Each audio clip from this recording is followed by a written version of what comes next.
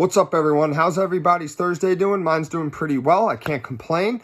Thank you for tuning into episode 205 of the Idiotic Sports Talk. I'm your host, Liam Gavin, coming to you live from my bedroom, and today I'm giving you all the Week 13 picks around the NFL like I do every Thursday.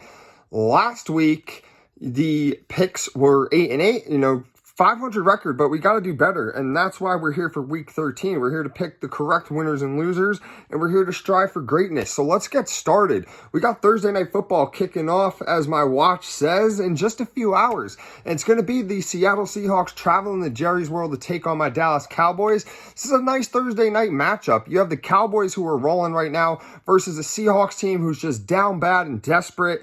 Not looking good the past couple weeks, but Dallas can't overlook this team at all. Seattle always plays them tough. I mean, Prescott's 1-3 against the Seahawks in his career, and he throws a couple interceptions a game against him. I know this is a different season, but, the Seahawks are wearing their throwback uniforms, and they're definitely a different team when they wear those, as history says. The Seahawks have a tough defense, too, but their offense is bad. I expect the great Dallas pass rush to get to Geno Smith, and I expect the offense to start producing well. I think the defense is going to get the Seahawks off the field pretty quickly, and then the offense will slowly break down that defense. I do predict a close win. I saw that the spread was -8.5 for Dallas. I don't agree with that, but I do got the Cowboys winning, of course, 28-24.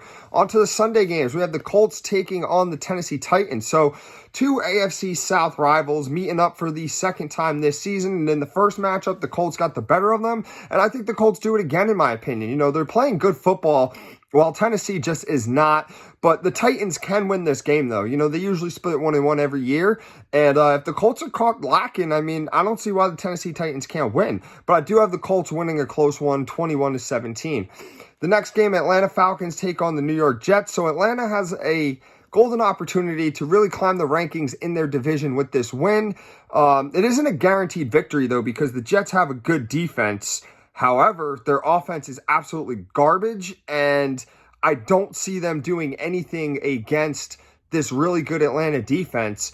I don't even know who's starting for the Jets this week. I don't think it's going to be Zach Wilson again. Is it going to be Tim Boyle? Because if it's Tim Boyle, if you have Atlanta Falcons defense available in your league for fantasy, start them immediately, because I think the Atlanta defense is going to cook them, and I think the Falcons get the win 20-10. Next, the Lions take on the New Orleans Saints. So potentially going to be a good game. You have two potential playoff teams. The Lions are definitely going to make it, and the Saints are just inching away. They're getting into the playoff race, then they're getting out. So it's a big win for the Saints if they can get it. Both teams are looking to bounce back after losses last week. The Saints have a good defense, but their offense is super inconsistent. And as for the Lions, they're just better all around, in my opinion. I wouldn't say their defense is better than the Saints, but their offense is miles ahead.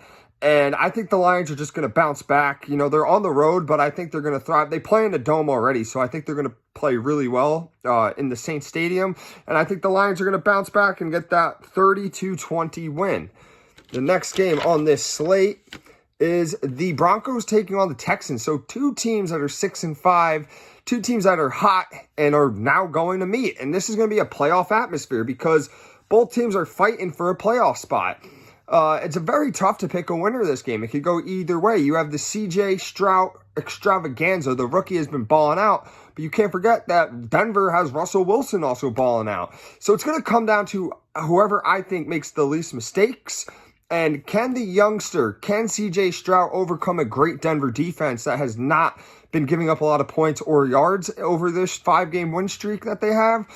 I think he does, and I think the Texans are going to get the win 27-20. But, like I said, I'm not confident with the pick. Next, the Chargers take on the Patriots. So two teams facing off, two ugly teams, might I add. And so it's just the battle of mid. We knew that New England wouldn't be good coming into the season, but the Chargers have been disappointing. I've had hopes on them. You've had hopes on them, definitely. My friends have had hopes on them. Even my neighbors, they were big on the Chargers coming into this season. And they don't even watch football, but they just knew Justin Herbert, Kellen Moore coming in. They got Austin Eckler, Keenan Allen. Oh, man, it's a wrap. But lately, they've been on a crash. They've been on a spiral. And the Chargers should win this one, but they could easily lose. I say this every week with these guys, that, yes, they're a better all-around team. They have the better quarterback, running back, Receivers, they have better everything than the Patriots, but that doesn't mean anything because we've seen time and time again this season the Chargers just disappoint. And the game can go either way. And I'm not confident, but I think the Chargers do bounce back and win 24-20. Next, the Cardinals take on the Pittsburgh Steelers. So the Cardinals are going on the road against a good Steelers team. I don't know if they have enough offense to compete with a good Pittsburgh defense. I know that the Cardinals do have a decent defense, especially against a suspect offense in the Steelers. And I know the Steelers did good last week without Matt Canada as their offensive coordinator, but we have a very small sample size of that. Let's see if they can pull it off for the second game in a row. If they do, maybe I'll start believing. I do have the Pittsburgh Steelers winning. I am going to side with them 20-16. Next, the Dolphins take on the Commanders. So the Dolphins should get this one done. I mean, the Commanders are just so bad. The Commanders' defense is so awful. I don't see them stopping this elite Dolphins offense. I can't see the Commanders' offense doing much against a Dolphins defense. The Dolphins' defense isn't that great, but they are healthy now, and they have been playing better. And just that's how bad the Commanders' offense is. I just don't see them doing anything against the Dolphins. So I'm going to side with the Dolphins winning this one easily, 38-14. Next, the Carolina Panthers take on the Tampa Bay Buccaneers. So two NFC South rivalries. They will meet for the first time this season. Both struggling immensely and both are very bad. But the Bucs still have something to play for. They still have a shot to win the division mathematically, while Carolina does not. I don't know how the Panthers aren't eliminated from the playoffs yet, but, statistically they're not, but we all know that they are. And, I just got to go with the Bucs because they have something to play for, and I think they're going to get the job done 24-14. Next, the 49ers take on the Eagles. So this is a heavyweight slugfest of two of the NFC's best, two of the best teams in the league. Last year's NFC Championship game rematch where Philly smoked them, and Brock Purdy got hurt early. He tore his UCL in his elbow, and there was lots of what ifs. What if Purdy didn't get hurt? What if this? What if that? And a lot of trash talk between both teams. Deebo Samuel calling the corners trash of the Eagles. You have the Eagles' Hassan Reddick calling them all crybabies for the Niners. So, Sunday we find out who's the top dog. Sunday we find out who's the tough guy, who can handle getting punched in the mouth, who's going to cry and call the police if they get punched in the mouth. We're going to find this all out, and I can't wait. I got to go for San Francisco because screw Philly, man. Screw them. Obviously, you guys know I'm a big Eagles hater. I also hate the Niners, too. I mean, if it could end in a tie, that'd be cool. But unfortunately, I don't see this ending in a tie. So I'm going to have to go with the Niners. I think it's going to be a close one. Philly can win, though. They've proven that they can win. As much as I hate you guys, want to flip you guys the bird, which I'm not going to, obviously, because this is YouTube. We got to keep it friendly. They can win. They come back from behind. We've seen them do it multiple times, but not this time. San Francisco, 31-26. The Browns take on the Rams next. So Cleveland has been hurt, while the Rams are on a 2-game win streak, and they're starting to get healthy. They've been healthy, actually. Last game, we saw them healthy. And this is a confusing game to pick. It's like a yin and a yang. The Cleveland defense, way better than the Rams defense, obviously. But the Rams offense trumps the Cleveland offense, especially that Cleveland offense doesn't have Deshaun Watson. So I'm not super confident in picking a winner, but I got to go with the Browns. I'm going to go with the dog pound to bounce back and get a win, 20-17, but I would not be surprised if the Rams won. Next, the Kansas City Chiefs take on the Green Bay Packers. So the Chiefs are going on the road versus a Packer team who's starting to gain a little bit of momentum. The Chiefs are better all around.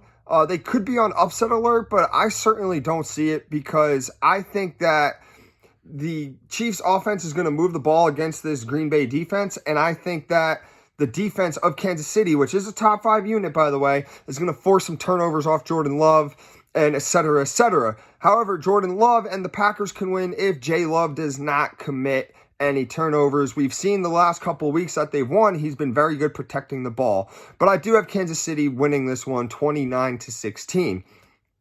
The final game, the Monday night game, the Cincinnati Bengals taking on the Jacksonville Jaguars. So a game that would be 5 stars rating. Awesome if Joe Burrow was playing and he was healthy. But that's not the case. Unfortunately, injuries happen, and that it's not the case. But, it still could be a good game, and I think it might be because the Bengals have a good offense. Despite Burrow being out, they still have electrifying receivers. They have a good running back, and they have a very good defense, too. And, we saw them last week stick around with the Pittsburgh Steelers, but will Jake Browning rise to the occasion against a very good Jaguars defense? I'm really not sure if he will.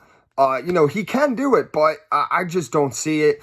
And the Jags offense, I think they might struggle early on, but they'll get going because I think Cincinnati isn't going to be able to move the ball, and their defense will be on the field so much that over time they'll gas out, and that the Jags will take advantage of it. So because of those reasons, I got the Jags winning 25-21. So that's it for my picks around the NFL for week 13. Let me know what you guys think. Before I go, I have to tell you who's on a bye week. We got a lot of teams on a bye week. We got the Vikings, the Ravens, the Bills, the Giants, the Bears, and last but not least, the Ravens. So 6 teams total. I'm going to give you my lock of the week. I'm going to go with Pittsburgh over Arizona, and then my upset is the Browns over the Rams. So that's it for my picks. Let me know what you all think. Tell me if I'm wrong. Tell me if I'm right. Let's debate. Let's have some verbal conflict. Let's chat it up on the internet and talk and see what teams we got winning, what we got losing. Did I pick your favorite team to win, or did I pick them to lose and crash?